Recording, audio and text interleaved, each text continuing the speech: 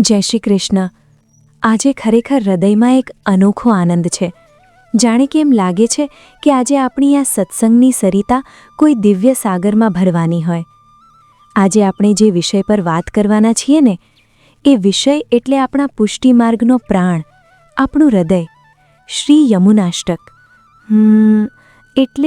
એટલે જ તો હું પૂછું છું કે જ્યારે આપણે શ્રી યમુનાષ્ટકનું નામ લઈએ છીએ ત્યારે એક અલગ જ પ્રકારની શાંતિ અનુભવાય છે.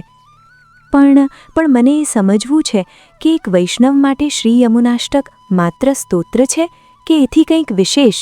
જય શ્રી કૃષ્ણ. ખૂબ સુંદર અને જિજ્ઞાસાભર્યો પ્રશ્ન પૂછ્યો તમે. જુઓ, એવું છે ને કે શ્રી યમુનાષ્ટક એ માત્ર સ્તોત્ર નથી. ના, બિલકુલ નહીં. એ તો સાક્ષાત શ્રી મહાપ્રભુજીના હૃદયનો ઉદ્ગાર છે. જ્યારે શ્રી વલ્લભાચાર્યજી પ્રથમ વખત વ્રજ પધાર્યા અને વિશ્રામ ઘાટ પર બિરાજ્યા, ત્યારે શ્રી યમુનાજીએ તેમને સાક્ષાત દર્શન આપ્યા. એ દિવ્ય સ્વરૂપને જોઈને, એ અલૌકિક કાંતિને જોઈને મહાપ્રભુજીના મુખમાંથી જે શબ્દો સરી પડ્યા, એ જ શ્રી યમુનાષ્ટક. સાચું કહ્યું તમે. એટલે કે આ સાક્ષાત્કારની વાણી છે.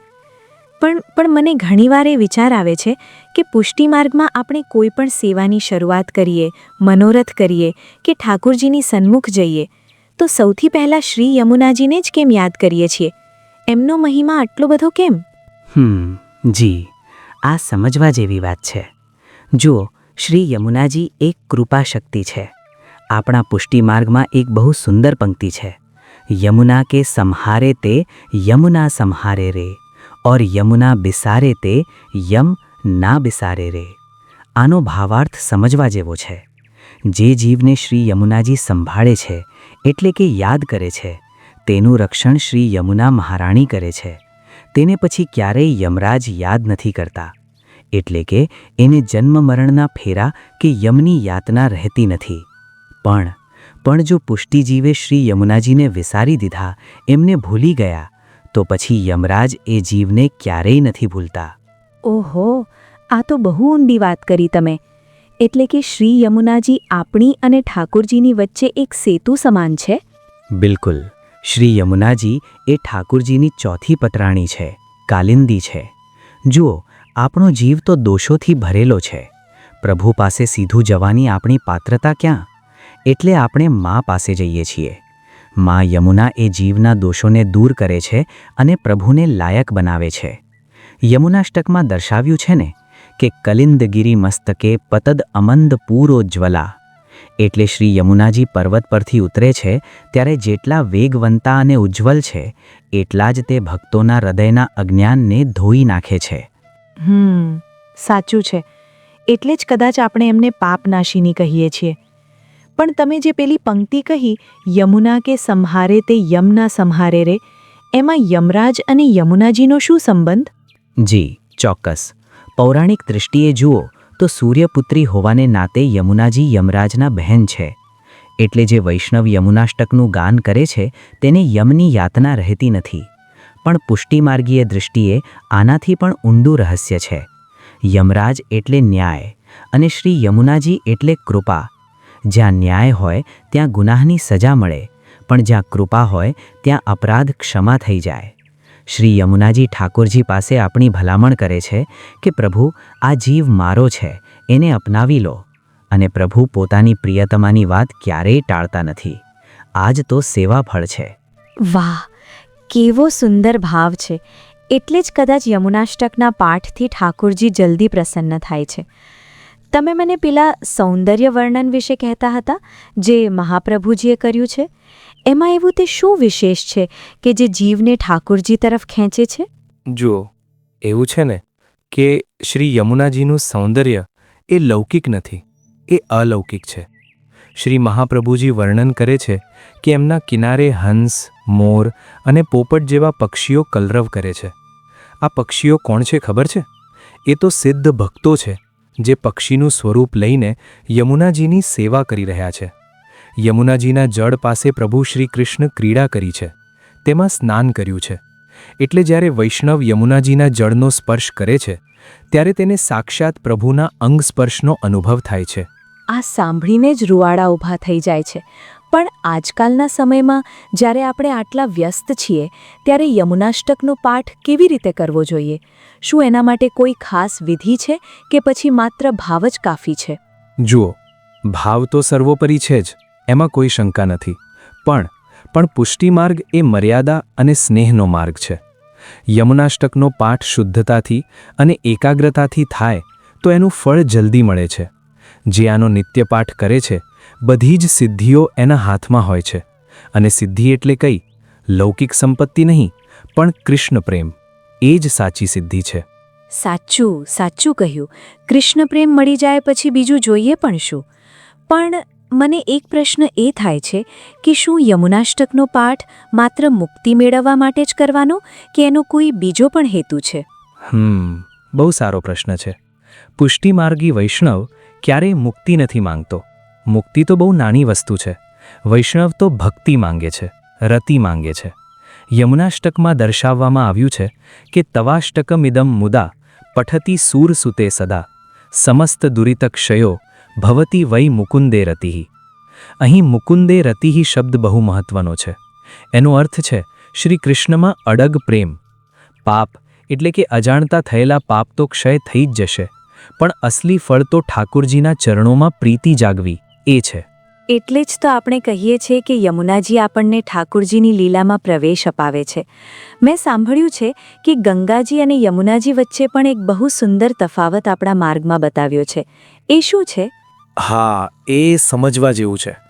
ગંગાજી ભગવાનના ચરણારવિંદમાંથી નીકળે છે, જ્યારે યમુનાજી ભગવાનના હૃદયમાંથી પ્રગટ્યા છે. ગંગાજી મોક્ષ આપે છે, પણ યમુનાજી તો ભક્તિ આપે છે. ગંગાજીમાં સ્નાન કરવાથી પાપ ધોવાય છે, પણ યમુના પાન કરવાથી ઠાકોરજી પ્રત્યે અનુરાગ જાગે છે. જુઓ, એવું છે ને કે જેને મોક્ષ જોઈએ એ ગંગા કિનારે જાય, પણ જેને પ્રભુનો પ્રેમ અને વ્રજની લીલા જોઈએ એ તો માં યમુનાના શરણમાં જ આવે. ગંગાજી પણ પોતાની પવિત્રતા માટે યમુનાજીને મળે છે, જેને આપણે પ્રયાગરાજમાં સંગમ કહીએ છીએ. અદ્ભુત! આ વાત તો કદાચ ઘણા ઓછા વૈષ્ણવો જાણતા હશે. એટલે જ પુષ્ટિમાર્ગમાં યમુનાજીનું સ્થાન આટલું ઊંચું છે. પણ ઘણીવાર એવું બને છે કે આપણે પાઠ તો કરીએ છીએ, પણ મન ક્યાંક બીજે ભટકતું હોય છે. તો એવા સમયે શું કરવું? શું એ પાઠ ફળ આપે ખરો? જુઓ, મન તો ચંચળ છે, એ તો ભટકવાનું જ. પણ જ્યારે તમે યમુનાષ્ટક બોલતા હો ને, ત્યારે શ્રી યમુનાજીના સ્વરૂપનું ચિંતન કરવું. એમના કિનારે રહેલી રેતી, એ લતાપતા, એ વ્રજની રજ, એનો વિચાર કરવો. એક વાર્તા યાદ આવે છે. એક ભગવદીય વૈષ્ણવ હતા. તે જ્યારે યમુનાષ્ટક બોલતા ને, ત્યારે એમને એમ નહોતું લાગતું કે તે ઘરમાં બેઠા છે. એમને તો સાક્ષાત શ્રી યમુનાજીના ઘાટ પર હોવાનો અનુભવ થતો. આપણી ભાવના જેટલી પ્રબળ, એટલો જ ફળનો અનુભવ જલ્દી. હા, એટલે જ તો પુષ્ટિમાર્ગમાં ભાવને પ્રાધાન્ય આપવામાં આવે છે. તમે હમણાં પેલા શ્લોકની વાત કરી જેમાં આવે છે નમામી યમુના મહમ સકલ સિદ્ધિ હેતુમ મુદા. તેમાં શું દર્શાવવામાં આવ્યું છે? શ્રી મહાપ્રભુજીની વાણી ક્યારે અધૂરી ન હોય. સર્વ સિદ્ધિમાં બધું જ આવી જાય. પણ વૈષ્ણવનો ધર્મ છે કે એ ઠાકોરજી પાસે લૌકિક સુખ ન માંગે. જુઓ, મા પાસે જઈએ તો શું માંગવાનું? માને ખબર જ છે કે બાળકને ક્યારે ભૂખ લાગી છે અને એને શું જોઈએ છે. આપણે બસ એમના ચરણ પકડી રાખવાના. યમુનાજી જો પ્રસન્ન થાય ને, તો ઠાકોરજીને પ્રસન્ન થવું જ પડે. સાચું સાચું કહ્યું તમે. એટલે કે યમુનાજી એ સ્વામીની છે. અચ્છા, મેં એવું પણ સાંભળ્યું છે કે દરેક વૈષ્ણવે સવારે ઉઠીને સૌથી પહેલાં શ્રી યમુનાષ્ટકો પાઠ કરવો જોઈએ. પણ ઘણીવાર એવું બને છે કે કોઈને સંસ્કૃત બોલતા ન આવડતું હોય, તો શું એ ગુજરાતી અનુવાદ કરે તો ચાલે? જુઓ, મંત્ર કે સ્તોત્રની એક પોતાની ઉર્જા હોય છે. એના શબ્દોની એક ધ્વનિ હોય છે. શ્રી મહાપ્રભુજીના મુખારવિંદમાંથી નીકળેલા એ સંસ્કૃત શબ્દોનો પ્રભાવ જ અલગ છે. જો ન આવડતું હોય તો શીખવાનો પ્રયત્ન કરવો જોઈએ, અથવા કોઈ બોલતું હોય તો સાંભળવું જોઈએ. પણ જો ભાવ સાચો હોય તો માં તો તોતડી ભાષા પણ સમજી જાય છે. છતાં સિદ્ધાંત મુજબ તો જે વાણી શ્રી વલ્લભે આપી છે એમાં જ પાઠ કરવાનો આનંદ અને ફળ વિશેષ છે. સાચી વાત છે. શીખવાની તો જિજ્ઞાસા હોવી જ જોઈએ. હવે મને એક વાત એ પૂછવી છે કે મનોરથમાં જ્યારે કીર્તન થાય છે ત્યારે યમુનાજીના પદોનું શું મહત્વ છે? કીર્તનમાં પણ શું આ જ ભાવ હોય છે? હા, હવેલી સંગીત કે કીર્તન એ તો આપણા માર્ગનું આભૂષણ છે. જ્યારે કીર્તનિયા ગાય છે કે શ્રી યમુનાસી નહીં કોઉ ઓર દાતા, ત્યારે એ કેવળ કીર્તન નથી હોતું, એ તો એક વિનંતી હોય છે. હવેલીમાં દરેક ઉત્સવ પર દરેક ઋતુમાં યમુનાજીના પદો ગવાય છે. કેમ? કારણ કે શ્રી યમુનાજી વગર વ્રજલીલા અધૂરી છે. રાસલીલામાં પણ શ્રી યમુનાજીએ જ મધ્યસ્થતા કરી હતી. એટલે સેવાની શરૂઆતમાં જ યમુનાજીના કીર્તન ગાઈને પ્રભુને રીઝવવામાં આવે છે. વાહ! એટલે કે ઠાકોરજીને પણ યમુનાજીના ગુણગાન સાંભળવા ગમે છે. કેવું અદ્ભુત છે આ બધું! એટલે જ તો હું કહું છું કે પુષ્ટિ માર્ગ એ પ્રેમનો માર્ગ છે. સાચું કહ્યું. અહીં ડર નથી, અહીં પ્રેમ છે. જુઓ, બીજા માર્ગોમાં ભગવાનને ડરથી ભજવામાં આવે છે કે જો પાપ કરશો તો નરકમાં જશો. જ્યારે આપણા માર્ગમાં આપણે કહીએ છીએ કે માં યમુના બેઠા છે, એ આપણને સંભાળી લેશે. પણ એનો અર્થ એ નથી કે આપણે જાણી જોઈને પાપ કરવા. એનો અર્થ એ છે કે આપણે નિશ્ચિંત થઈને પ્રભુની શરણાગતિ સ્વીકારવી. જી, બિલકુલ. આ શરણાગતિનો ભાવ જ યમુનાષ્ટકનો સાર છે. તમે પેલી પંક્તિ ફરીથી સમજાવશો? જે યમરાજવાળી વાત હતી. મને એમાં હજુ થોડું ઊંડા ઉતરવું છે. ઓર યમુના બિસારે તે યમ ના બિસારે રે. આનો ચોક્કસ અર્થ શું થાય? જુઓ, બિસારે એટલે ભૂલી જવું. જો આપણે યમુનાજીને ભૂલી જઈએ, એટલે કે જો આપણે કૃપાના માર્ગને ભૂલી જઈએ અને માત્ર આપણા અહંકારમાં રહીએ કે હું બધું કરી લઈશ, તો પછી આપણે ન્યાયના ચક્રમાં ફસાઈ જઈએ છીએ. અને યમરાજ એટલે કાળ, સમય, જે આપણને છોડતો નથી. પણ જો આપણે યમુનાજીના આશ્રિતો બનીએ તો કાળ પણ આપણું કંઈ બગાડી શકતો નથી. કાળ પણ પ્રભુનો દાસ છે અને આપણે શ્રી યમુનાજીના આશ્રિતો છીએ. હવે તમે જ વિચારો, યમરાજ તેની બહેન યમુનાજીના આશ્રિતોને કંઈ નુકસાન પહોંચાડી શકે? હા, સાચું કહ્યું તમે. હવે બધું એકદમ સ્પષ્ટ થઈ રહ્યું છે. એટલે જ શ્રી યમુનાજીને યમસ્વસા એટલે કે યમરાજની બહેન પણ કહેવામાં આવે છે. જી, અને એટલે જ તો મહાપ્રભુજીએ 8મા શ્લોકમાં કહ્યું છે કે જે લોકો યમુનાજીની સ્તુતિ કરે છે તેમને પ્રભુના એવા દર્શન થાય છે જે દેવોને પણ દુર્લભ છે. વિચાર કરો, જે દર્શન માટે બ્રહ્મા અને શિવ તરસે છે, એ દર્શન એક વૈષ્ણવને શ્રી યમુનાજીની કૃપાથી સહજ મળી જાય છે. પણ એના માટે શરત એક જ છે, અનન્ય આશ્રય. અનન્ય આશ્રય એટલે કે માત્ર અને માત્ર એમનો જ ભરોસો? હા, બીજા કોઈ દેવદેવી કે લૌકિક સાધનો પર ભરોસો નહીં. માત્ર શ્રી વલ્લભ અને શ્રી ઠાકુરજી અને શ્રી યમુનાજી પર ભરોસો. આને જ તો પુષ્ટિ કહેવાય. પ્રભુની પોષણ શક્તિ એટલે પુષ્ટિ, અને એ પોષણ આપણને શ્રી યમુનાજી દ્વારા મળે છે. મને હજુ એક વાત જાણવી છે. યમુનાષ્ટકમાં એક શબ્દ આવે છે, તનુનવત્વ. એનો અર્થ શું થાય? એવું કહેવાય છે કે યમુનાજી દેહને નવો બનાવે છે? આ બહુ ટેકનિકલ પણ સુંદર મુદ્દો છે. તનુ એટલે દેહ અને નવત્વ એટલે નવું બનાવવું. એનો અર્થ એ છે કે આપણો લૌકિક દેહ જે વિષયોમાં આસક્ત છે તેને યમુનાજી સેવાપયોગી બનાવે છે. એટલે કે આપણા હાથ ઠાકુરજીની સેવામાં લાગે, આપણી આંખો પ્રભુના દર્શનમાં લાગે, આપણું મન પ્રભુના ચિંતનમાં લાગે. જ્યારે આપણો દેહ પ્રભુની સેવા કરવા લાયક બને ને, ત્યારે સમજવું કે યમુનાજીએ આપણને તનુનવત્વ આપ્યું છે. ઓહ, એટલે કે આપણું રૂપાંતરણ થાય છે એક સાધારણ જીવમાંથી એક દિવ્ય વૈષ્ણવમાં? જી, બિલકુલ. અને આ રૂપાંતરણ જ સેવાનું ફળ છે. સાચું કહ્યું તમે. પણ મને એક વાત હજુ મૂંઝવે છે. યમુનાષ્ટકમાં એક પંક્તિ આવે છે, ન જાતું યમયા યાતના ભવતી તે પયઃ પાનતઃ. એટલે કે એમના જળનું પાન કરવાથી યમની યાતના નથી થતી. પણ શું આનો અર્થ માત્ર મૃત્યુ પછીની વાત છે કે પછી અત્યારના લૌકિક જીવનમાં પણ આપણને એનો લાભ મળે? જી, બહુ ઊંડી વાત કરી તમે.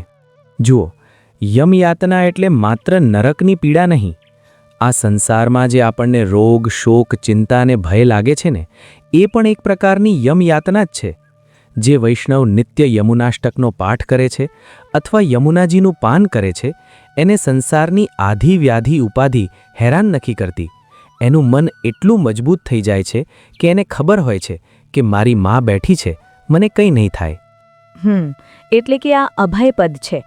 પણ મને એ પૂછવું હતું કે શ્રી યમુનાજીને આપણે મહારાણી કહીએ છીએ, તો એમની સેવાની પદ્ધતિ શું છે? ઠાકુરજીની સેવામાં યમુનાજીની સેવા કેવી રીતે ભળે છે? જુઓ, ઠાકુરજીની સેવામાં યમુનાજીનું જળ અનિવાર્ય છે. ઝારીજી હોય, ઠાકુરજીને સ્નાન કરાવવું હોય કે ભોગ ધરવો હોય, દરેક જગ્યાએ યમુનાજી હાજર છે. અને હા, ઝારીજીની સેવા તો બહુ ઊંડાણપૂર્વકનો વિષય છે, તે પછી ક્યારેક લઈશું. એ તો બરાબર છે. શ્રી મહાપ્રભુજીએ યમુનાષ્ટક સૌથી પહેલાં રચ્યું, ખરું ને? કારણ કે યમુનાજીની પરવાનગી વગર તો વ્રજમાં પ્રવેશ જ શક્ય નથી. બિલકુલ સાચું. જુઓ, યમુનાષ્ટક એ આપણા માર્ગની ભલામણ ચિઠ્ઠી છે. જે વૈષ્ણવના મુખમાં યમુનાષ્ટક છે એનો સ્વીકાર ઠાકુરજી હસતા મુખે કરે છે. આ તો કેટલી સુંદર વાત છે. પણ મને ઘણીવાર એવો અનુભવ થાય છે કે જ્યારે હું યમુનાષ્ટક બોલું છું ને ત્યારે મને ઠાકુરજીના સ્વરૂપ કરતાં યમુના જેવું સ્વરૂપ વધુ પ્રિય લાગે છે. શું આમાં કોઈ દોષ છે? ના ના, બિલકુલ નહીં. ઉલટું આ તો શ્રેષ્ઠ અવસ્થા છે. આપણા માર્ગમાં સ્વામીની ભાવ સર્વોપરી છે. ઠાકુરજી તો ભક્તના અધીન છે. જો તમે યમુનાજીને પ્રેમ કરો છો તો ઠાકુરજી તો તમારી પાછળ પાછળ આવશે જ. યમુનાજીના પ્રીતમાં જે વૈષ્ણવ ડૂબ્યો ને એને ઠાકુરજી શોધતા આવે છે. એટલે એમાં કોઈ દોષ નથી. એ તો તમારી અનન્ય પ્રીતિનું લક્ષણ છે. જી, હવે મને સમજાયું. પણ પેલા પદની પંક્તિ ઓર યમુના બિસારે તે યમ ના બિસારે રે, એમાં બિસારે એટલે શું માત્ર પાઠ કરવાનું ભૂલી જવું કે પછી એનો ભાવ ભૂલી જવો? જુઓ, બિસારવું એટલે વિસ્મૃતિ. એટલે કે જ્યારે આપણને એવો અહંકાર આવે કે હું સેવા કરું છું, હું વૈષ્ણવ છું, મેં આટલા મનોરથ કર્યા, ત્યારે આપણે શ્રી યમુનાજીની કૃપાને ભૂલી જઈએ છીએ. આપણે ભૂલી જઈએ છીએ કે આ બધું તો એમની કૃપાથી થાય છે. જ્યારે કૃપાની વિસ્મૃતિ થાય ને ત્યારે યમરાજ એટલે કે આપણું કર્મ આપણને પકડી લે છે. એટલે જ વડીલો કહેતા કે બેટા, બધું યમુનાજીના ભરોસે છોડી દે, એ બધું સંભાળી લેશે. સાચું કહ્યું. બધું સમર્પણ કરી દેવાનું. મને એ જણાવો કે યમુનાષ્ટકના પાઠથી શું આપણો સ્વભાવ ખરેખર બદલાય છે? મારો મતલબ એ છે કે જો કોઈ માણસ બહુ ક્રોધી હોય અથવા બહુ લોભી હોય તો શું યમુનાષ્ટક એમાં મદદ કરી શકે? હા, ચોક્કસ. 5મા શ્લોકમાં મહાપ્રભુજી કહે છે, તવ ગુણ ગણ બાહ્યાહા, એટલે કે જે લોકો તમારા ગુણોથી વંચિત છે એ લોકો જ આ સંસારમાં ભટકે છે. યમુનાજીનું જળ એ માત્ર ભૌતિક જળ નથી, એ તો ચેતના છે. જેમ ગંગાજીથી દેહ શુદ્ધ થાય એમ યમુનાજીના સ્મરણથી અંતરાત્મા શુદ્ધ થાય છે. જ્યારે અંતર શુદ્ધ થાય ને ત્યારે ક્રોધ અને લોભ ધીરે ધીરે ઓગળવા લાગે છે. જેમ સૂર્ય ઉગે અને અંધકાર જાય એમ યમુનાજીનું સ્મરણ હૃદયમાં જાગે એટલે અશુદ્ધિઓ આપોઆપ જતી રહે. વાહ, આ તો માનસિક શાંતિનો પણ બહુ મોટો સ્ત્રોત છે. પણ ઘણીવાર આપણે જોઈએ છે કે યમુનાજી એટલે કે નદી અત્યારે ભૌતિક રીતે બહુ પ્રદૂષિત છે. તો જોઈને મને અત્યંત દુઃખની અનુભૂતિ થાય છે.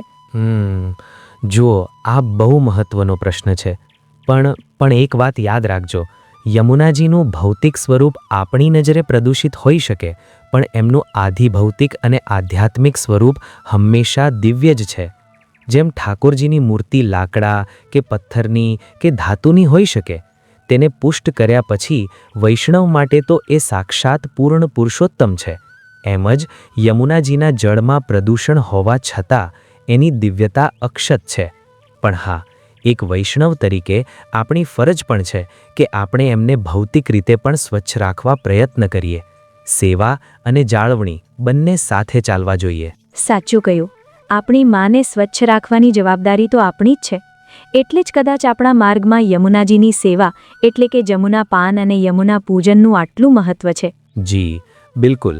અને એટલે જ તો શ્રી વલ્લભે આપણને યમુનાષ્ટક આપ્યું છે કે જેથી આપણે ક્યારેય એમના દિવ્ય સ્વરૂપને ભૂલી નહીં. 9મો શ્લોક જે ફળશ્રુતિ છે એમાં વલ્લભ કહે છે કે કોઈ સ્નેહથી કરશે સદા આ પાઠ યમુનાષ્ટક તણો, નિશ્ચય પ્રભુને પ્રિય થાશે ને નાશ થાશે પાપનો. હવે અંતમાં મને એ જણાવો કે જે વૈષ્ણવો હમણાં જ આ માર્ગમાં જોડાયા છે, જેણે હમણાં જ બ્રહ્મ સંબંધ લીધું છે, એમને યમુનાજીના ચરણોમાં કેવી રીતે પ્રાર્થના કરવી જોઈએ? બસ એક જ વાત કે હે માં, હું તો અજ્ઞાની છું, અપરાધી છું, પણ તમારો છું. તમે મારો હાથ પકડો અને મને ઠાકોરજી સુધી પહોંચાડી દો. આટલો સરળ ભાવ રાખશો ને તો યમુનાજી સામેથી આવશે. અને હા, નિત્ય યમુનાષ્ટકનો પાઠ કરવાનું ક્યારેય ચૂકતા નહીં. અદ્ભુત અદ્ભુત. આજે ખરેખર ધન્યતા અનુભવી. શ્રી યમુનાજીનો મહિમા સાંભળીને એમ થાય છે કે હમણાં જ જઈને નાનકડો મનોરથ કરી શ્રી યમુના પાન કરીએ. થેન્ક યુ સો મચ આટલા સુંદર રીતે અમને સમજાવવા માટે. જય શ્રી કૃષ્ણ. બસ શ્રી યમુનાજી આપ સૌ પર કૃપા વરસાવતા રહે. વૈષ્ણવો, આશા છે કે શ્રી યમુનાજીનો આ મહિમા આપના હૃદયને સ્પર્શી ગયો હશે.